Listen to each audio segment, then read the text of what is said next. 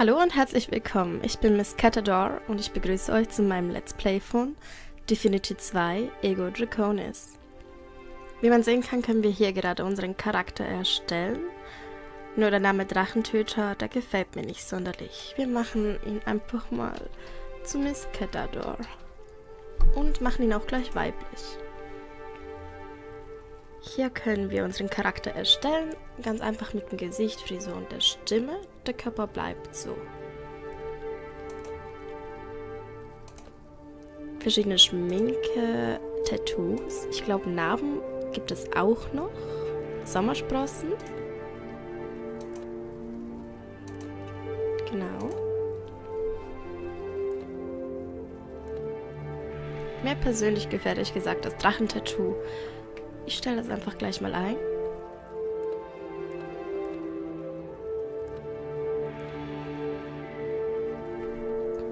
Und dann zur Haarfarbe. Mir persönlich gefallen immer schwarz oder rot. Da ich jedoch jetzt zurzeit gerade rote Haare habe, erstelle ich dem Charakter ebenfalls lange rote Haare. Keine Sorge, es gibt auch noch ganz viele andere. Also ich kann es euch mal gleich hier mit der roten Farbe zeigen. Es gibt dann noch das lange, mit Zopf, kurz. Das finde ich immer etwas verführerisch, so mittellang.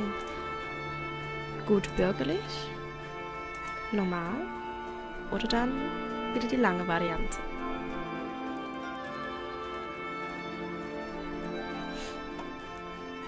Irgendetwas habe ich ausgelöst. Aber Die was? verschiedenen Stimmlagen. Irgendetwas habe ich ausgelöst. Aber was? Irgendwas habe ich ausgelöst. Aber was? Irgendetwas habe ich ausgelöst, aber was? Spüre meinen Zorn! Ich nehme die dritte Spüre Frau. meinen Zorn. Ich mag es einfach, wenn die Frau Ich fühle mich gar nicht gut. beherrscht klingt, etwas Wilderes.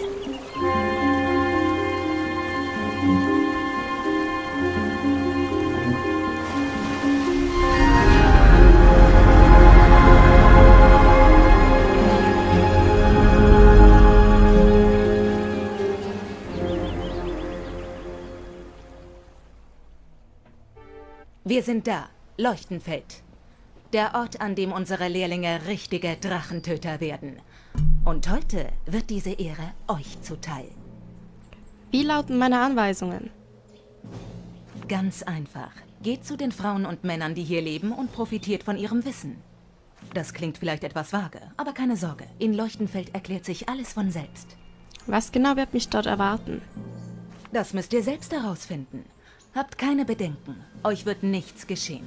Das ist ein großer Schritt im Leben jedes Drachentöters, aber nur wenigen erging es dabei nicht gut. Kommt ihr nicht mit? Auch wenn ich gerne wieder in das Dorf zurückkehren würde, so ist es mir dennoch untersagt.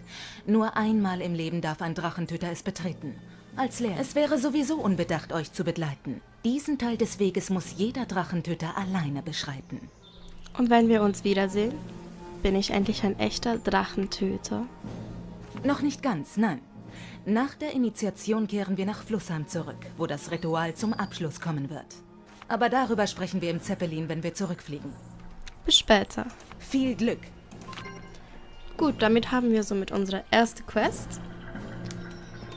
Am besten schauen wir erstmal, was die ganzen Leute hier vielleicht für Informationen für uns haben. Viel Glück im Dorf. Der Zeppelin ist startklar, wenn ihr zurückkommt. Ich kann verstehen, warum ihr mit mir reden wollt. Aber ich kann euch nicht mehr verraten, als das, was Kommandantin Rhoda bereits gesagt hat. Und habt ihr schon mal gegen einen Drachen gekämpft? Nun, die großen Drachenjagden ereigneten sich in der Dekade nach dem großen Krieg gegen Damian, den Verdammten. Wie ihr wisst, wurden damals die meisten Drachenritter getötet. Und die Drachentöter schrumpften von einer regelrechten Armee zu einer kleinen Gruppe von Elitekriegern. Taucht ein Drachenritter auf, ziehen wir los. Vor 8 Jahren kämpfte ich das erste Mal gegen einen Drachen. Welcher Drache war es? Sein Name war Geldor, Herr der 5 Speere. Wir lockten ihn im Verlies unterhalb seines Schlosses in die Falle, damit er keine Drachengestalt annehmen konnte. Er machte seinem Namen alle Ehre, denn viele wurden von seinen Speeren aufgespießt. Letztlich landeten meine Pfeile in seinem Genick und die Schwerter der anderen zerschmetterten seine Brust. Ihr seid sicher, dass es noch Drachenritter gibt? Einen zumindest, eine Drachenritterin. Schon seit Jahren zieht sie eine Spur der Verwüstung hinter sich her. Aber wir werden sie kriegen, Früher oder später. Es spielt keine Rolle, ob es ein weiteres Jahrhundert unermüdlicher Suche bedarf. Der letzte Drachenritter und Verräter wird aufgespürt und getötet werden. Man sieht sich. Alles Gute. Geht und trödelt nicht herum. Wir haben nicht den ganzen Tag Zeit. Wie praktisch in jedem RPG gibt es in den Fässern meistens irgendwelche Beute, sei es Gold, Nahrung, Getränke oder sonstiges. Und wie man sieht, haben wir zu Anfang auch noch keine Waffen.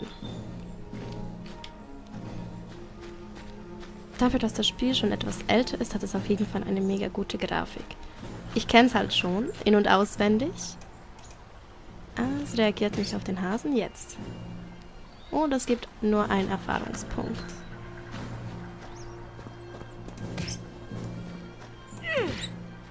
So. Wie gesagt, ich kenne dieses Spiel schon. Und ich habe es sicher auch schon zigmal durchgespielt. Es ist einfach eines meiner liebsten Games. Und gehört auch zu einem der ersten, die ich hier am Computer gespielt habe. Der Lehrling ist eingetroffen. Ich heiße euch in Leuchtenfeld herzlich willkommen.